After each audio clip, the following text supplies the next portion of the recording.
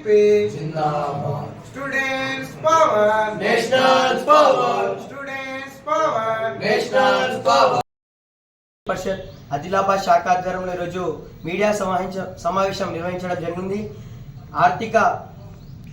రాబోయే ఆర్థిక సంవత్సరంలో విద్యారంగానికి 15% నిధులు కేటాయించాలి. అదేవిధంగా మనం చూసుకున్నట్లయితే ఇప్పటి వరకు ఫీజు రియంబర్స్మెంట్, స్కాలర్షిప్లు విడుదల కాని బకాయిని విడుదల చేయాలి. అదేవిధంగా ఖాళీగా ఉన్నటువంటి టీచర్ల భర్తీని చేయాలి.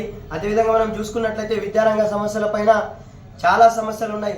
నిమ్మక్కు నీరెత్తినట్టు ఈరోజు రాష్ట్ర ప్రభుత్వం వ్యవహరిస్తూ ఉంది. అదేవిధంగా మనం రాష్ట్రంలో ఇప్పటి వరకు మన విద్యాశాఖ మంత్రిని నియమించకుండా విద్యార్థుల సమస్యలను ఎక్కడ పెట్టినా అక్కడ గొంగడి అన్నట్టు విద్యార్థుల సమస్యలు ఎక్కడున్నాయంటే మనం చెప్పలేని పరిస్థితి.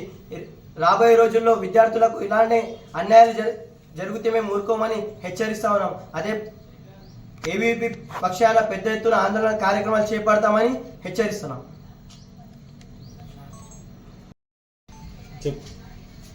మనం చూసుకున్నట్లయితే ఆశ్రమ పాఠశాలలు కానివ్వండి, వసతి గృహాలలో కానివ్వండి, మధ్యాహ్న భోజనం, అదేవిధంగా అక్కడ ఉన్నటువంటి వసతులు, విద్యార్థులకు సమస్యలు చాలా ఉన్నాయి.